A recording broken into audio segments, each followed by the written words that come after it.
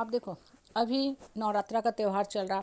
हर इंसान पूजा पाठ करता है, माता का जागरण करता है। करना चाहिए, अच्छी बात है। पूजा पाठ करने से मन के अंदर अच्छी भावना आती हैं, पॉजिटिव थॉट्स आते हैं। अब आप देखो, बहुत से लोग जागरण करते हैं, माता का जागरण करते हैं, ढोल नगारा बाजा बजा के, घंटी बजा के, और उसी पड़ोसी को जगा देते हैं। सबको बता देते हैं कि मेरे घर में पूजा पाठ चल रहा है। तेज़ लाउड स्पीकर पे डांस करते हैं, गाना बजाते हैं। बच्चे जो पढ़ रहे हैं, जिनकी कम्पिटिटिव एग्ज़ाम है, जिनके यहाँ यूनिट टेस्ट चल रहे हैं, पीरियोडिक टेस्ट चल रहे हैं, स्कूल के एग्ज़ाम चल रहे हैं, कॉलेज के एग्ज़ाम चल रहे हैं, वो सारे बच्चे परेशान हैं। लेकिन ऐसे लोग कहेंगे कि हम माता का जागरण करें। अच्छी बात है। देखो, पूजा पाठ में ये सारी चीज़ें जो होती हैं करनी चाहिए, लेकिन एक लिमिटेशन के अंदर इंसान को रह के करनी चाहिए। और सबसे बड़ी बात जो होती है ना, जब आप जागरण करते हो तो कभी अपनी आत्मा के अंदर झांक के नहीं देखते हो कि क्या मेरी आत्मा जागृत है कि नहीं। जो इंसान माता का जागरण करेगा ना, वो माता को नहीं जगाएगा। माता तो जागी हुई है ही, तभी तो इस सृष्टि चल रहा है, तभी तो कर्म फल का सिद्धांत जो होता है सफलीभूत होता है कि टाइम टू टाइम माता आती हैं।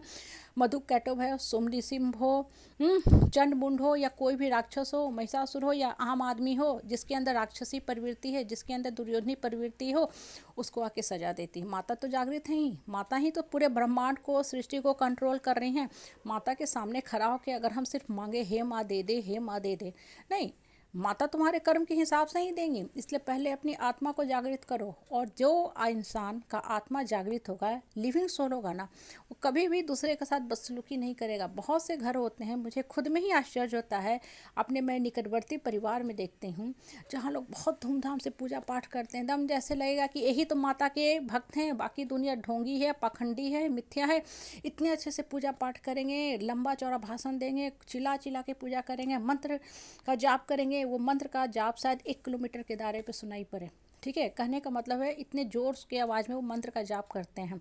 लेकिन घर की बहू बहन बेटी के साथ इतना बदसलूकी करते हैं कि शायद माता भी शर्मा जाए। ऐसे लोग सिर्फ माता की मूर्ति की पूजा करते हैं। माता तो कब का ऐसे घरों को छोड़ के जा चुकी हैं।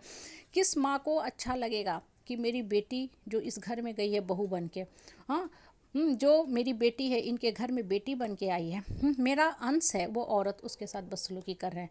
और ऐसे ही लोग बहुत लंबी चौड़ी प्रवचन देंगे, भाषण देंगे कि हम बेटी के लिए ये करते हैं, बेटी के लिए वो करते हैं, सब कुछ करते हैं।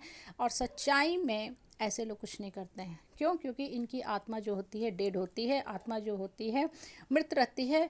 इनका मन जो होता है बिल्कुल ही बिल्कुल खाली होता है, खोखला होता है। क्यों? क्योंकि इनके मन से कृष्ण भी जा चुके हैं, माता भी जा चुकी हैं। ये लोग पूजा पाठ जो करते हैं ना, सिर्फ और सिर्फ समाज में झूठी प्रतिष्ठा लेने के लिए।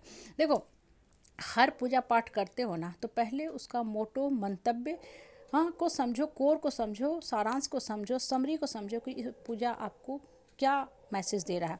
जब आप माता की पूजा करते हो ना, हर दिन माता के अलग अलग रूप का हम पूजा करते हैं। शैलपुत्री, ब्रह्मचारिणी, चंद्रघंटा, बहुत सारी माता के नाम हैं। ठीक है, हर माँ डेली आपको आती है एक पर्टिकुलर मैसेज देने के लिए, और उस मैसेज को आप अपने लाइफ में इनकलकेट करो, उस चीज़ को फॉलो करो कि हाँ, हम पूजा कर रहे हैं तो वास्तव में हम औरत को मान सम्मान भी देंगे, हम औरत की रिस्पेक्ट भी करेंगे, चाहे वो औरत मेरी पत्नी हो, चाहे बहू हो, बहन हो, या किसी अड़ोसी पड़ोसी की ही बेटी क्यों ना हो।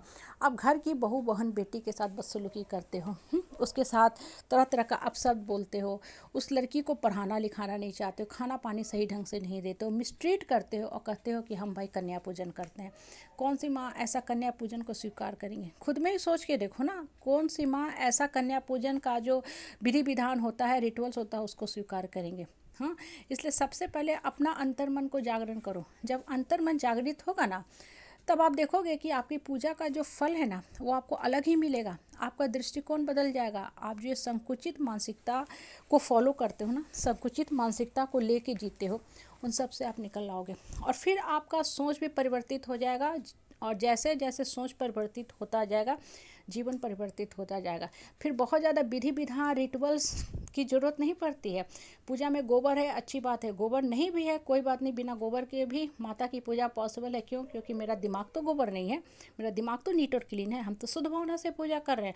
और माता जो होती है ना, या कोई भी भगवान या कोई भी इष्ट देव जिसकी आप पूजा पाठ करते हो ना, वो आपकी मन की शुद्धता देखती हैं कि हम किस शुद्ध भावना से माता को क्या ऑफ़र कर रहे हैं, भगवान को क्या ऑफ़र कर रहे हैं। इसलिए पूजा में मन की शुद्धता को रखो। आपके मन के जो विचार हैं ना, वही माता के रियल प्रसाद हैं, और उसी प्रसाद को आप भी खाते हो। बाकी सारी जो बाहरी रिचुअल्स हैं ना, सिर्फ और सिर्फ रिचुअल्स हैं, वो रिचुअल्स बनकर ही रह जाते हैं।